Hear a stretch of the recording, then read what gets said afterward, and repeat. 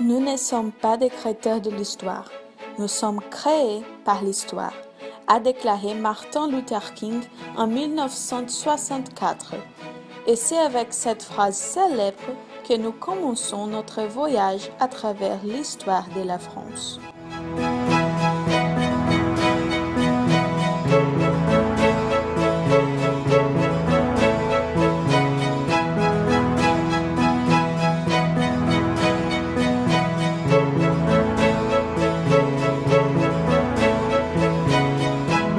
Les principales transformations et redécouvertes du monde ont eu lieu ou sont indirectement liées à la France. Au 8e siècle, par exemple, les musulmans avaient déjà conquis le Portugal et presque toute l'Espagne, ainsi que toute l'Afrique du Nord. En 732, ils avancent vers l'Europe occidentale, mais grâce aux Français, ils furent vaincus à la bataille de Tours, commandée par le roi de Franque, Charles Martel. Celui qui profite de la petite ville aujourd'hui pour se promener dans ses rues et ses cathédrales n'imagine pas qu'il y a plus de 1000 ans, l'une des plus importantes batailles de l'histoire s'y déroula. Une autre grande conquête territoriale de la France a eu lieu en 1491, non par guerre, mais par mariage. Charles VIII, alors roi de la France, épouse la jeune Anne de Bretagne au château de Langeais.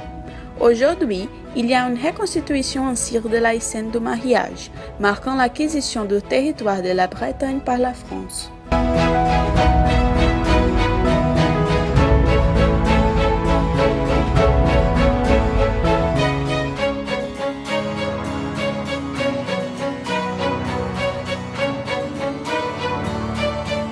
Nous allons maintenant traverser une grande partie de la France jusqu'à Paris, capitale du pays et l'une des villes les plus visitées au monde. Mais Paris ne se limite pas aux arches et tours en arrière-plan pour faire une bonne photo. Non, Paris est le berceau de la culture moderne et le théâtre d'importantes victoires. L'Arc de Triomphe, par exemple, a été érigé en 1806 pour célébrer les victoires de Napoléon Bonaparte après la bataille d'Austerlitz.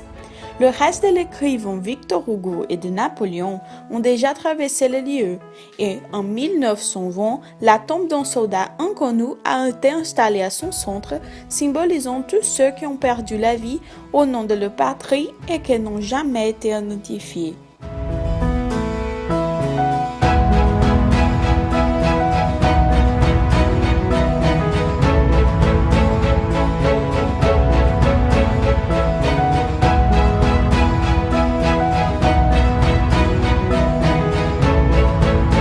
Voyez-vous ce beau château?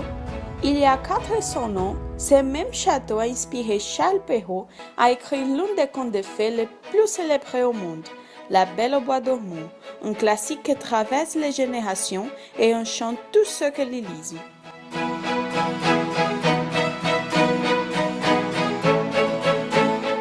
Et pour terminer notre voyage, nous irons à Versailles, symbole de la monarchie absolutiste française et où a habité Louis XIV, le roi Soleil. C'est également ici que Marie-Antoinette a épousé Louis XVI et que l'Assemblée nationale constituante a été formée, marquant le début de la Révolution française. C'est l'un des plus grands palais du monde, avec plus de demi-salles, qui a inspiré les châteaux de toute l'Europe.